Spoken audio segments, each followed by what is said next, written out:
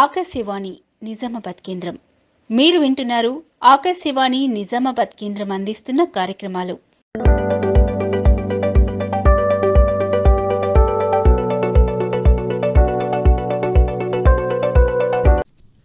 శ్రోతలకు నమస్కారం. ఈరోజు మనతో పాటు ఒక అద్భుతమైన వ్యక్తి ఉన్నారు. వారి నైపుణ్యం మన జీవితాలను ఆరోగ్యంగా ఆనందంగా ఉంచడానికి సహాయపడుతుంది. వారే అనీమ్ గంట్యాల గారు. వీరు nutritionist, fitness coach, dietician, yoga therapist మరియు ఆయుర్వేద స్పెషలిస్ట్ కూడా. వీరు మనకి మంచి ఆరోగ్యం కోసం యోగా మరియు ఆహారం అనే హోలిస్టిక్ అప్రోచ్ గురించి మనతో మాట్లాడడానికి ఉన్నారు. వారిని అడిగి మనం సంపూర్ణ ఆరోగ్యాన్ని సాధించడానికి యోగా మరియు ఆహారం ఎలా ఉపయోగపడుతుందో తెలుసుకుందాం. నమస్కారం అండి అనీమ్ గారు. నమస్తే సార్. ఆధునిక జీవన శైలిలో మనందరం కూడా అనేక రకాలైనటువంటి ఆరోగ్య సమస్యలను ఎదుర్కొంటున్నాం. ఈ ఆరోగ్య సమస్యల నుంచి దూరమయ్యి మంచి ఆరోగ్యాన్ని సాధించడానికి ఆయుర్వేదం, యోగా, ఆహారం ఈ మూడింటి కలయికతోటి ఉండే ఒక సంపూర్ణమైన సూత్రాన్ని మాకు తెలియజేస్తారా? మీ క్వశ్చన్ చాలా బ్యూటిఫుల్ సార్. బేసిక్లీ మీరు అడిగింది ఏంటంటే మనం yoga plus ayurvedic and plus nutrition దీన్ని కలిపి మనం ఒక ఆప్టిమల్ హెల్త్ ఎలా అచీవ్ చేయొచ్చు. దానికన్నా ముందుగాల మనం ట్రీట్మెంట్ సైడ్ వెళ్ళకుండా ఫస్ట్ మన బాడీలో ఏం జరుగుతుంది అది తెలుసుకోవాలి మనం ఫస్ట్. దాని గురించి మనం కొన్ని టెస్ట్ కానీ కొన్ని ఇప్పుడు మనకు హెల్త్ చెకప్స్ కానీ అది చేసుకుంటే ఏమవుతుందంటే ఫస్ట్ ఆఫ్ ఆల్ మనకు ఇంటర్నల్గా మన హెల్త్ అనేది ఎలా ఉన్నది, అంటే మనకు డ్యామేజ్ ఉన్నదా, ఏమైనా డెఫిషియన్సీ ఉన్నదా, ఏమైనా ఆర్గన్ హెల్త్ ఎలా ఉన్నది అది తెలిసిన తర్వాతనే మనం ప్రొసీడ్ అవుతాం. అంటే ప్రొసీడింగ్లో ఫస్ట్ ఒక ఎగ్జాంపుల్ మనకు లివర్ హెల్త్ కానీ లేకపోతే కిడ్నీ ఇష్యూస్ ఉన్నా లేకపోతే హార్ట్ హెల్త్ ఇష్యూస్ ఉన్నా, సో దానికి మనం not only yoga but fitness and న్యూట్రిషన్తో కూడా మనం దీనికి పర్సూ చేసుకోవచ్చు. అండ్ మీరు అడిగిన క్వశ్చన్కి నేను సమాధానం చెప్పాలంటే మనం ఇవన్నిటితో ఒక ఆప్టిమల్ హెల్త్ షూర్లీ అచీవ్ చేసుకోవచ్చు. కానీ దాని దారి ఏంటంటే మనకు మన ప్రాబ్లం ఐడెంటిఫై చేస్తూ దానికి మనం క్యూర్ తీసుకోవాలి. ఇప్పుడు ఒక నార్మల్ యోగా సెషన్ అనేది ఒక డిసీజ్ పీపుల్కి వేరే ఉంటుంది, ప్లస్ ఒక హెల్తీ పర్సన్కి వేరే ఉంటుంది. అదే మన న్యూట్రిషన్ అనేది ఒక నార్మల్ పర్సన్కి వేరే ఉంటుంది, అది ఒక డిసీజ్ పర్సన్కి వేరే ఉంటుంది. అదే ఒక యోగా ఆసనాలు ఆయుర్వేదిక్ ట్రీట్మెంట్ అనేది నార్మల్ పర్సన్కి వేరే ఉంటుంది, డిసీజ్ పర్సన్కి వేరే ఉంటుంది. అలాగే మనం ఆయుర్వేదం గురించి మాట్లాడుకున్నట్టయితే ఆయుర్వేదంలో ప్రతి మనిషికి 3 దోషాల గురించి మాట్లాడతారు. అయితే ఈ 3 దోషాలను గుర్తించడం వల్ల ఈ 3 దోషాలకి సరైన ఆహారం ద్వారా పరిష్కారం దొరుకుతుందా? సో 3 దోషాలన మనం పర్టికులర్లీ 1 దోష గురించి మాట్లాడలేం, ఎందుకంటే అందరికి 3 దోషాలు ఉంటాయి. ఏంది? వాత, పిత అండ్ కఫ. సో ఈ 3 దోషాల మనకు ప్రీడామినెంట్ అయింది, అంటే అందరికన్నా ఎక్కువ డామినెంట్ అయింది. సపోజ్ ఎగ్జాంపుల్ పిత దోషం ఉన్న వాళ్ళకు ఏంటంటే బాడీలో హీట్ ఎక్కువ ఉంటుంది. బాడీలో మీకు అలా సిమ్టమ్స్ ఎలా అంటే మీకు హెయిర్ థిన్ ఉండొచ్చు, మీకు యాక్నే ప్రాబ్లమ్స్ ఉండొచ్చు, heat related inflammation related disease మీకు ఎక్కువ ప్రోన్ ఉంటారు మీరు దీనికి. సో మనం దానికి ఏం చేయాలి? మీరు ఆల్కలైన్ ఫుడ్ తినాలి. ఆల్కలైన్ ఫుడ్ అంటే ఏంది? ఆ ఫుడ్లో ఒక pH లెవెల్ అనేది ఉంటుంది. సో ఆ pH లెవెల్కి మనం కొద్దిగా బ్యాలెన్స్ చేస్తూ ఎక్కువ స్పైసీ ఫుడ్ తినకుండా, లేట్ నైట్ స్నాక్స్ తినకుండా, ఎక్కువ ఆయిలీ ఫుడ్ తినకుండా, ఇలాంటి ఫుడ్తో మనం కొద్దిగా జాగ్రత్తగా ఉంటే మనకు అది పిత్తదోష అనేది కొద్దిగా కంట్రోల్ అవుతుంది. అదే వాతదోష గురించి మాట్లాడాలంటే వాతదోష is like a cold and air. So దీనికి మనం అగ్రివేట్ చేసుకోవాలంటే they are very prone to this cold and వాళ్ళ బాడీ అనేది చాలా థిన్ ఉంటుంది, వాళ్ళకు కోల్డ్ డిసీజ్ కానీ వాళ్ళ బాడీ షివరింగ్ కానీ ఎక్కువ అవుతుంది. సో వాళ్ళకి ఏం చేయాలంటే మనం ఎక్కువ హీట్ రెసిస్టెన్స్ అంటే క్యాలరీ డెన్స్ ఫుడ్ తినాలి. అంటే వాళ్ళ కడుపులో ఆ ఫుడ్ కొద్దిసేపు ఆగుతుంది, డైజెషన్ ప్రాసెస్లో హీట్ జనరేట్ అవుతుంది ఆ బాడీలో.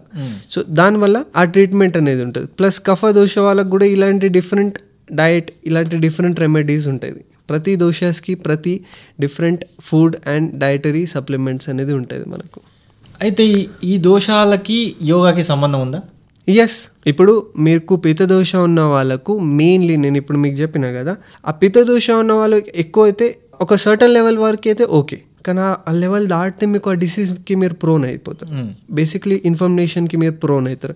ఇన్ఫ్లమేషన్ రిలేటెడ్ మీకు పైల్సెస్ రావగలుగుతారు, ఫ్యాటీ లివర్ రావచ్చు, స్కిన్ డిసీజెస్ రావచ్చు, హెయిర్ ఫాల్ కావచ్చు, ఓకే, మీకు ఎక్కువ యాంగర్ ఇష్యూస్ కూడా కావచ్చు. సో దీనివల్ల మనకు ఏమవుతుందంటే ఇప్పుడు ఒకవేళ మనం ఇది కంట్రోల్లో పెట్టలేకపోతే మనకు ఆ డిసీజ్ అనేది మనం ఎక్కువ అచీవ్ అయ్యే ఛాన్సెస్ ఉంటుంది మనకు. అలా అలాగే డాక్టర్ గారు, మనం మామూలుగా ఆరోగ్యం అంటే ఎంతసేపు శారీరకంగా ఆలోచిస్తాం. మానసిక ఆరోగ్యం గురించి వచ్చినట్లయితే ఈ 3 అంశాలు యోగా, ఫుడ్ అంటే ఆ యోగా, ఆహారం, ఆయుర్వేదం, ఈ 3 విషయాలను తీసుకొని మానసిక ఆరోగ్యాన్ని ఎలా సమతుల్యంగా ఉంచుకోవచ్చు? మీకు న్యూట్రిషన్ పరంగా వెళ్ళాలంటే మెంటలీ మీకు టెన్షన్ ఫ్రీ ఇంకా రెస్ట్ఫుల్ లైఫ్ ఉండాలంటే ఫస్ట్ ఆఫ్ ఆల్ మీరు రెస్ట్ ఇంకా యాటిట్యూడ్. నేను న్యూట్రిషన్లో చెప్పేది 4 pillars. EARN which is earn. You have to earn your health.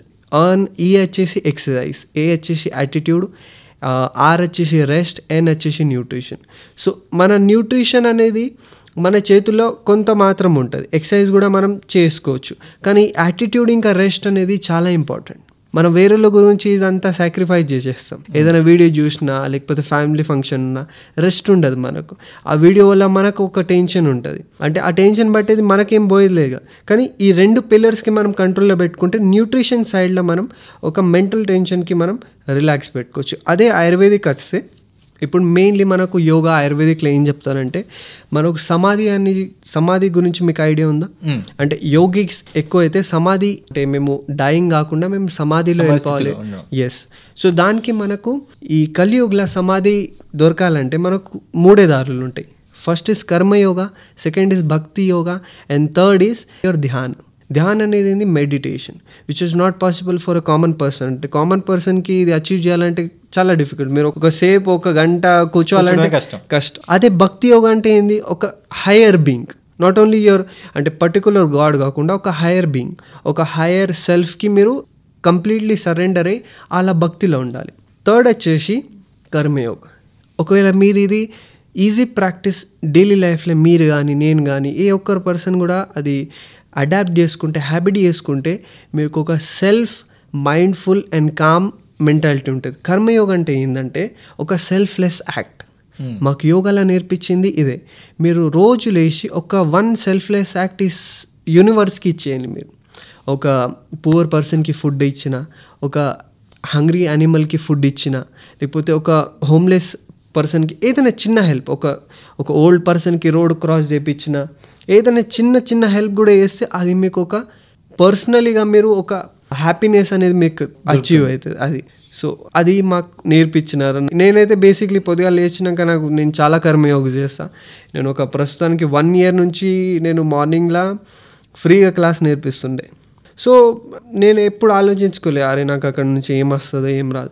వేరే అదర్ యాక్టివిటీస్ ఉన్నాయి నాకు. నేను డయట్తో కానీ, ఫ్రీలాన్సింగ్తో కానీ, ఆయుర్వేదిక్ ట్రీట్మెంట్స్తో కానీ, ఇలాంటి దాంతో మనకు కంప్లీట్లీ మన ఇన్కమ్ సోర్స్ ఉన్నది. కానీ ఇది ఒక్క యాక్టివిటీతో ఏంటంటే నా మెంటలీ పీస్ ఉంటుండే. బికాజ్ నేను ఆ క్లాస్ ఎందుకు తీసుకుంటుండే అంటే వాళ్ళ హ్యాపీనెస్ గురించి అంతే. అలాగే మనం ఇంతవరకు మాట్లాడుకున్నది ఏంటంటే ఆరోగ్యం కోసం ఆహారం. ఎస్.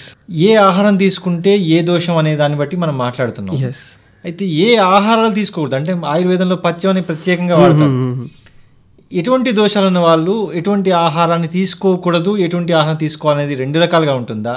కేవలం ఆ పర్టికులర్ ఆహారం తీసుకుంటే సరిపోతుందా? మనకు అంత డెప్త్లో పోవాల్సిన అవసరం లేదు పర్టికులర్లీ. ఎందుకంటే ఇప్పుడు మోడర్న్ సైన్స్ ప్లస్ మనకు ఆయుర్వేదిక్ ఫుడ్ ఇంకా ప్లస్ మీ జెనెటిక్ మీ ఒక ఫ్యామిలీ హిస్టరీతో నచ్చిన ఫుడ్కి మీరు నో చెప్పలేము కదా. సో మీ బాడీ దానికి అలవాటు పడిపోతుంది. సో మనం ఏం చేయాలంటే ఏదైనా ఫుడ్కి మీరు మంచి అయినా చెడైనా ఎక్సెస్ అమౌంట్లో తీసుకోవద్దు. సింపుల్, మీరు వాటర్ అయినా ఒక హ్యూమన్ బాడీకి 4 to 5 liters daily is enough. మీరు 7 to 8 liters బాడీలో వాటర్ తీస్తే ఏమవుతుంది? కిడ్నీ మీకు హైపర్ యాక్టివ్ అవుతుంది. ఆ హైపర్ యాక్టివ్లో కిడ్నీ ఫెయిలియర్ ఛాన్సెస్ కూడా అవుతుంది అలా. సో ఏదైనా ఫుడ్ మీరు మోడరేషన్లో తీసుకోవచ్చు. ఎక్సెస్ కాకుండా, తక్కువ కాకుండా కూడా మీ బాడీకి ఇనఫ్ పడేటంట కూడా మీరు తీసుకోవచ్చు. అలాగే మనం మామూలుగా ప్రతి వ్యక్తికి అందరూ చెప్పే విషయం ఏంటంటే మెటబాలిజం, జీర్ణక్రియ బాగుంటే ఎటువంటి రోగాలు రావంటారు. అసలు జీర్ణక్రియ బాగుండాలంటే ఎటువంటి ఆహారం తీసుకోవాలి? ఈ టాపిక్ అనేది చాలా డిబేటబుల్ టాపిక్. మన యోగిక్లు ఏమంటారు? మీకు మెటబాలిజం ఎంత తక్కువ ఉంటే మీరు అంత జీవిస్తారు. ఇప్పుడు ఒక టార్టాయిస్ ప్లస్ కంపారిజన్కి ఒక డాగ్కి మనం తీసుకుంటే 1 minute ఒక డాగ్ మల్టిపుల్ టైం బ్రెత్ తీసుకుంటుంది. కానీ వాళ్ళ ఏజ్ అనేది వచ్చేసి 10 to 12 years. అదే ఒక టార్టాయిస్కి మనం చూస్తే 1 minute వాళ్ళు ఎంత శ్వాస తీసుకుంటారు, వాళ్ళ హార్ట్ ఎంత బీట్ అవుతుంది 1 minute. అది చూస్తే వాళ్ళ కంపారేటివ్లీ చాలా తక్కువ బీట్ అవుతుంది. టార్టాయిస్ వాళ్ళ ఏజ్ అనేది వాళ్ళ లైఫ్ స్టైల్ అనేది చాలా ఎక్కువ ఉంటుంది. సో ఈ మెటబాలిజం అనేది బేసిక్లీ యోగిక్ కానీ న్యూట్రిషన్ పర్స్పెక్టివ్లో ఎలా చూస్తారంటే మీ బాడీ బర్న్ అవుతుంది లోపల నుంచి. మీ మెటబాలిజం ఎంత ఫాస్ట్ ఉంటే మీరు అంత బర్న్ అవుతారు, మీరు మెటబాలిజం ఎంత స్లో అయితే మీరు అంత తక్కువ బర్న్ అవుతారు, అంత ప్రొలాంగ్గా బతుకుతారు. సో ఈ లైఫ్ స్టైల్ బట్టి ఉంటుంది. చాలామంది హెల్దీ ఉన్నా కూడా మల్టిపుల్ డిసీజెస్ సఫర్ అవుతున్నారు. చాలామంది లైఫ్ స్టైల్ బ్యాడ్ ఉన్నా కూడా వాళ్ళకి ఏ రోగాలు లేవు. It's all about your life style. మీరు ఎలా మీ లైఫ్ స్టైల్కి పర్సీవ్ అవుతున్నారు అంటే ఈ కాలంలో ప్రస్తుతానికి 21st సెంచురీలో ఏమైందంటే బేసిక్లీ అందరికీ హైపర్ యాక్టివిజం అంటే మనకు మెంటల్ ఇష్యూస్ వల్లనే మనకు డిసీజ్ అనేది ప్రోలాంగ్ అవుతున్నాయి, డిసీజ్ అనేది వచ్చే ఛాన్సెస్ ఎక్కువ అవుతున్నాయి మనకు. సో మన మైండ్ హెల్త్ ఎలా అయితే మీరు చెప్పినారు మైండ్కి మనం ఎలా పీస్ఫుల్గా ఉంచుకోవాలి అది మనం ఒకసారి చూసుకుంటే మనం మిగతాని ఎక్స్పెక్ట్స్ ఆల్మోస్ట్గా కవర్ అయినట్టే. అట్లా మరి అయితే మంచి ఆరోగ్యం కోసం జనరల్గా ప్రతి వ్యక్తికి ఉపయోగపడే ఫుడ్ ఏంటి? Morning breakfast, lunch. మీరు ఏ ఏరియాలో ఉంటున్నారు, మీరు మీ లొకాలిటీ ఏంది, ఆ లొకాలిటీ ఫుడే మీరు తినాలి. బేసిక్లీ చెప్పాలంటే ఇప్పుడు మనం ఉండేది తెలంగాణ నిజామాబాద్. సో ఈ తెలంగాణ నిజామాబాద్ అంటే ఒక 10-20 years బ్యాక్ మీరు పోతే మనకు కార్న్ఫ్లెక్స్ లేవు, మనకు చాయ్ లేవు, మనకు డబ్బు రొట్టెలు లేవు, మనకు నమ్కిన్ బిస్కెట్స్ లేవు. సో మనం 30 years 50 years బ్యాక్ వెళ్తే నిజామాబాద్ ఈ ప్లేసెస్లో పీపుల్ అయితే ఉండే కదా, అప్పుడు ఆలేం తింటుండే పొద్దుగా లేచి. ఇప్పుడు నేను మీకు సింపుల్ ఒక ఎగ్జాంపుల్ చెప్తా. మీ ఉన్న ఏజ్కి అదే మీ గ్రాండ్ ఫాదర్ కానీ వాళ్ళు ఈ ఏజ్కి ఉన్నప్పుడు, సపోజ్ ఇప్పుడు నేను 23 years ఉన్నా, నా తాతయ్య ఎప్పుడైతే 23 years ఉన్నాడో ఆయన నాకన్నా ఈ ఏజ్లో హెల్దీ ఉండేనా నేను ఉండేనా? ఆయన హెల్దీగా ఉండే. ఆయన ఎందుకు? ఆయన తినే ఫుడ్ అంతే. రైట్. ఇప్పుడు ఆయన ఏం తింటుండే అంటే నేను చాలా కంపారేటివ్లీ చాలా క్వాలిటీ ఫుడ్ తింటా, అంటే ప్రోటీన్ ఇంటేక్ క్యాలరీస్ అన్నీ మెజర్ చేసుకునే తింటా. కానీ why his health is more healthier than me? Because అప్పుడున్న క్లైమేట్ చేంజ్ కానీ అప్పుడున్న ఫుడ్ కానీ క్వాలిటీ బెటర్ ఉండే. కానీ వాళ్ళు మెయిన్ తినేది ఏంటంటే అక్కడ గ్రో అయిన ఫుడే తింటుండే వాళ్ళు. సపోజ్ వంకాయ కానీ బెండకాయ కానీ ఏదైనా అక్కడ గ్రో చేసిన ఫుడే తింటుండే. ఇప్పుడు అంతా మనకు ట్రాన్స్పోర్ట్ నుంచినే వస్తున్నాయి. మనకి మెయిన్లీ నిజామాబాద్లో దొరికిన ఫుడ్ నిజామాబాద్ వాళ్ళు తింటనే లేరు. అట్లా మీరు అన్నట్టుగా చాలా ఫుడ్ గురించి చాలా డిబేట్లు నడుస్తున్నాయి. వాటిలో భాగంగా కొంతమంది పూర్తిగా వెజిటేరియన్ తిన్న వాళ్ళే ఆరోగ్యంగా ఉంటారు, నాన్ వెజ్ తింటే హెల్త్ సమస్యలు వస్తాయి అంటారు. కొంతమంది లేదు ఇప్పుడున్న పరిస్థితుల్లో ఫ్యాట్ తీసుకోవాలి, ప్రోటీన్ తీసుకోవాలి, ప్రోటీన్ ఎక్కువగా నాన్ వెజ్ నుంచి వస్తుంది అని కొంతమంది అంటున్నారు. అలాగే డయాబెటీస్ వచ్చిన వాళ్ళు కార్బోహైడ్రేట్స్ మొత్తం కార్బ్స్ అన్ని తగ్గించేసి ఫ్యాట్ ఫుడ్ తీసుకోండి నో ప్రాబ్లం అంటున్నారు. At the same time fat తీసుకుంటేనే డయాబెటీస్ వస్తుందని కొంతమంది అంటున్నారు. వీటి గురించి మీరేమంటారు? First of all understand your body. మన దగ్గర ఈ కాలంలో ఏమైపోయిందంటే కన్ఫ్యూజన్ ఎక్కువైపోయింది. బికాజ్ నాలెడ్జ్ అందరి దగ్గర ఉన్నది. మీ చేతిలో మీ నాలెడ్జ్ ఉంటుంది. మీ ఫోన్ ఒక్కసారి మీరు సెర్చ్ చేస్తే మీకు 100 రకాలైన టిప్స్ అండ్ రెమెడీస్ ఈజీగా దొరుకుతుంది. సో మీకు ఏ పర్టికులర్ వస్తువుకి ఫాలో చేయాల్సిన అంటే ఇప్పుడు అందరు కమర్షియల్ ఎక్కువ అయిపోయినారు. They want to sell their ideas. అంటే ఒక కమర్షియల్ మైండ్ సెట్ ఏంటంటే ఈ రెమెడీ అందరికీ పనిచేస్తుంది, ఈ రెమెడీతో నేను ఎంత ప్రాఫిట్ చేస్తా, this is their focus rather than ఈ రెమెడీతో ఎంతమందికి హెల్ప్ అవుతుంది అలా. సో ఇప్పుడు ఫస్ట్ ఆఫ్ ఆల్ నేను స్టార్టింగ్లోనే మీకు చెప్పిన మీరు హెల్తీగా ఉండాలంటే ఫస్ట్ మీ బాడీ గురించి మీరు తెలుసుకోండి. As a body builder, as a fitness trainer మేము ఫస్ట్ మా క్లయింట్కి చూసేది వాళ్ళ ఇంటర్నల్ ఆర్గన్స్, వాళ్ళ హెల్త్ ఇంటర్నల్గా ఎలా ఉన్నది. నేను మీకు ఒక చిన్న పాయింట్ చెప్తా. ఇప్పుడు మీ ఏజ్ ఎంత సార్? 39. మీ ఇంటర్నల్ హెల్త్, మీ ఇంటర్నల్ ఆర్గన్స్ హెల్త్ మీకు తెలుసా? అదే తెలుసుకోవాలి మనం. Suppose smoker and non smoker lungs వాళ్ళది ఏజ్ ఉంటుంది, వాళ్ళ బయాలజికల్ ఏజ్ కాకుండా వాళ్ళ ఇంటర్నల్ ఆర్గన్స్ ఏజ్ కూడా ఉంటుంది.